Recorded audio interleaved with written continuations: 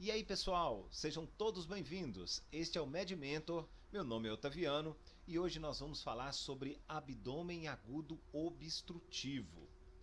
Define-se como abdômen agudo uma síndrome dolorosa aguda de intensidade variável que leva o paciente a procurar a urgência e que requer um tratamento imediato, sendo ele clínico ou cirúrgico.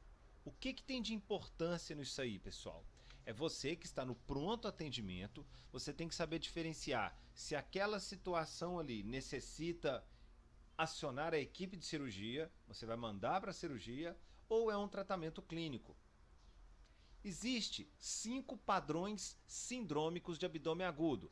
Nós já falamos do inflamatório, nós já falamos do perfurativo e agora vamos falar do obstrutivo.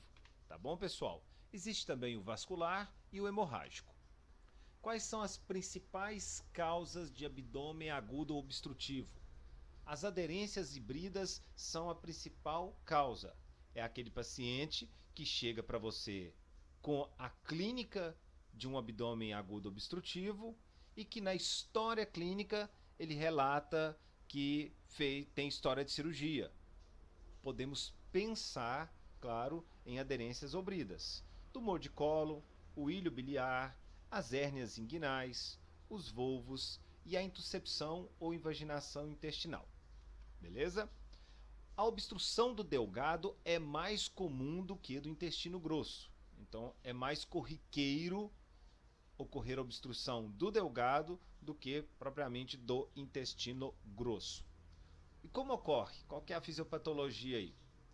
Ocorre uma obstrução, a gente vai ver no próximo vídeo nós iremos falar sobre as principais causas, destacando alguns pontos importantes aí, segundo faixa etária, apesar que a gente vai falar muito nessa aula aqui também. Ocorre a obstrução, tem a distensão do intestino proximal, com isso vai ter acúmulo de líquido e gás, observado nos exames de imagem, leva uma hiperproliferação bacteriana, podendo levar a uma translocação bacteriana e com isso desenvolve sinais sistêmicos de resposta inflamatória, CIS, sepse e choque. Tá bom, pessoal?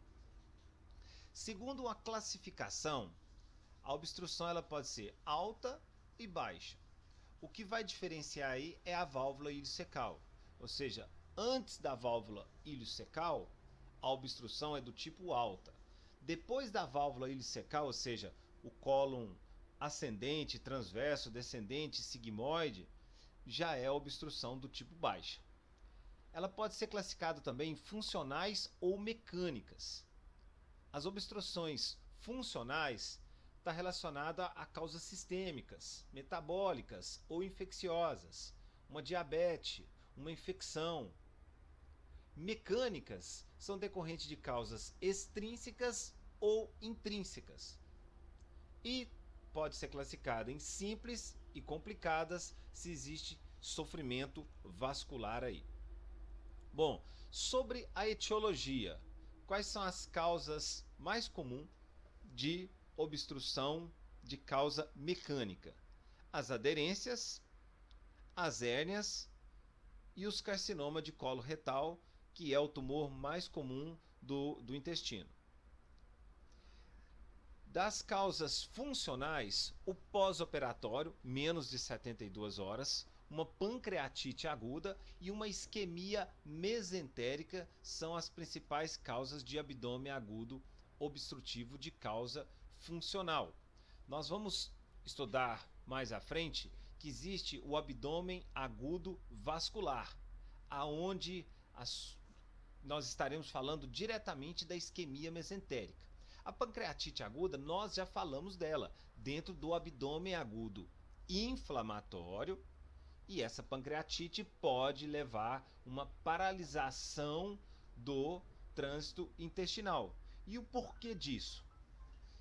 Não sei se vocês se recordam, para você que está acompanhando aí essa sequência de aulas, o nosso trânsito intestinal, quando ele tem contato com líquidos tóxicos para ele, agressivo para ele, ocorre duas situações. Se é um músculo estriado, vai gerar um processo de contração. Por isso que o abdômen tem aquele comportamento abdômen-tábua. Se é musculatura lisa, como o trânsito intestinal, ele vai ter uma paralisia dessa musculatura. Então, essa pancreatite desenvolve essa paralisia. Inclusive, por exemplo, quando essa paralisia acomete também o estômago, que é comum na pancreatite aguda, você tem uma gastroparesia, por isso que a pancreatite tem vômitos e vários vômitos. Aqui tem causas menos frequentes da mecânica, que é uma doença diverticular, um divertículo que inflamou, uma diverticulite, doença de Crohn, intuscepção, que é mais comum, né, em crianças pequenas, o vôvulo do sigmoide, e aí situações mais raras aí. E na de causa funcional, tem essa pseudoobstrução, os opiáceos e os anticolinérgicos e as hemorragias retroperitoneais. No próximo vídeo nós vamos falar um pouco de alguma dessas entidades clínicas aí, tá bom, pessoal? Então dividimos aí por faixa etárias também. As crianças são mais comum a obstrução em caso de hérnias estranguladas, o divertículo de Meckel. Destacar que o divertículo de Meckel por si só não é causa de abdômen agudo obstrutivo, tá bom? E a intuscepção. Em adultos jovens, as hérnias e as bridas predominam aí. E nos idosos, as causas mais comuns são aderências, o ilho biliar, hérnias e, claro, os tumores. Aqui está segundo uma porcentagem, né, de frequência em países desenvolvidos e países em desenvolvimento. A principal causa, em ambas as situações, as aderências e as bridas estão liderando aí. O carcinoma de cólon retal em países desenvolvidos e as hérnias em países em desenvolvimento seria a segunda causa. Mas a principal causa seria então aderências e bridas, a principal causa aí de abdômen agudo obstrutivo. Segundo a classificação em obstrução alta e obstrução baixa, nós temos como causa de obstrução baixa as bridas, as hérnias, os tumores de Delgado, o bolo de Ascaris vermes e as invaginações. E na obstrução baixa, a neoplasia de colo retal, que é a principal neoplasia de colo, e os volvos de sigmoide são as causas segundo a região. Tá bom, pessoal? E o quadro clínico? De forma generalizada, é aquele paciente com dor abdominal, geralmente do tipo cólica, associada a uma distensão, vômitos, história de parada de eliminação de flatos e fezes. Porém, aqui a gente vai classificar melhor, segundo se é uma obstrução baixa ou uma obstrução alta. Pacientes com obstrução baixa, ou seja, da válvula iliocecal para frente, colo ascendente, transverso, descendente, sigmoide, reto, a pessoa vai ter uma dor abdominal mais arrastada, tem muita distensão abdominal e os vômitos nesse paciente é mais tardio e pode apresentar o vômito fecaloide, presença de fezes no vômito aí. Já no caso da obstrução alta, a pessoa tem vômitos alimentares e bilhosos, é um vômito amarelo esverdeado, né, com restos de alimento. Tem pouca distensão, não distende muito, e é comum ter antecedentes de cirurgia abdominal ou hérnias. Em maioria dos casos da obstrução alta, existe essa relação com antecedentes de cirurgia abdominal. Beleza? Dentro da história clínica, o que nós temos que buscar no paciente que você suspeita de obstrução, padrão obstrutivo? Se tem história de cirurgias, antecedentes de cirurgia, se tem antecedentes de patologias abdominais, como constipação, se a pessoa já sofre de constipação, doenças inflamatórias intestinais, como a doença de Crohn, e as neoplasias, que são todas causas aí de abdômen agudo obstrutivo. paciente se apresenta comorbidades como a diabetes, se faz uso de medicamentos e a cronologia desses sintomas que a gente já falou. Beleza, pessoal? Vamos para frente então. E o laboratório? O que a gente deve solicitar de laboratório para este paciente?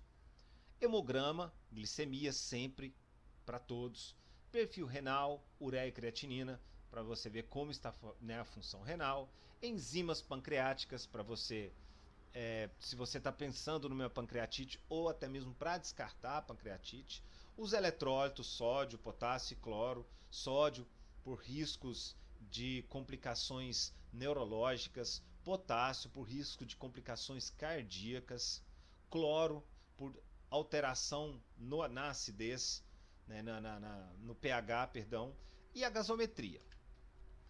Quais são alguns pontos importantes dentro do paciente com o padrão obstrutivo? Você sempre tem que buscar os sinais de CIRS e sepse. Nós vamos fazer uma aula em breve sobre CIRS e sepse. Atualmente, né, as definições de sepse sofreram modificações. A gente não vai falar disso nessa aula, mas é importante a gente discutir isso aí sim. Tem que examinar todo o tronco, inclusive a região inguinal, buscando possíveis hérnias. Avaliar o grau de distensão abdominal, a questão do timpanismo, que a distensão abdominal me fala possível se é obstrução alta ou baixa. Sinais de peritonite que não é frequente de início nesse paciente. A peritonite pode estar presente no avançar desse padrão sindrômico, e o toque retal é obrigatório. Tá bom, pessoal? Sobre os ruídos hidroaéreos, eles podem estar aumentados, metálicos, numa obstrução mecânica simples, pode estar diminuídos em caso de sofrimento de alça, caso de alça fechada, diminuídos ou ausentes quando é uma obstrução do tipo funcional. Dependendo da situação, ele pode paralisar esse trânsito intestinal.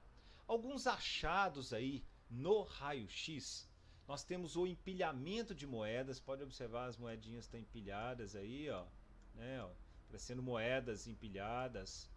O que eu destaco aqui? Esse achado radiológico é mais comum no abdômen agudo vascular, numa isquemia da mesentérica, mas também é um achado na obstrução do tipo alta. Ruídos, níveis hidroaéreos, você pode observar o nível aqui, ó, os níveis hidroaéreos. Então são achados na obstrução do tipo alta, e na obstrução baixa, que acomete do cólon para frente, nós temos uma dilatação colônica. Pode observar, ele está todo dilatado aqui, né? Aqui a gente pode observar um vôvulo do sigmoide. Ele sofreu um giro aí. Tá bom, pessoal? Bora para frente. E a conduta? Qual é a conduta que eu devo tomar? Pessoal, jejum para todos, sonda nasogástrica em aspiração, hidratação com correção dos eletrólitos. A gente já falou a preocupação aí dos eletrólitos. Analgesia, porque esse paciente apresenta dor. E se o paciente tem sinais de sofrimento de alça, febre, uma leucocitose, taquicardia, acidose metabólica, uma dor persistente, é cirurgia imediata. Pessoal, é isso. Depois a gente vai falar em cima de algumas situações aí que pode me ajudar a diferenciar uma entidade com a outra, porque não é todas as situações que vai para a cirurgia. Tem situações que a gente pode fazer esse atendimento ainda ambulatorial. É claro que caso não resolva a clínica desse paciente, vamos mandar para a cirurgia. Tá bom?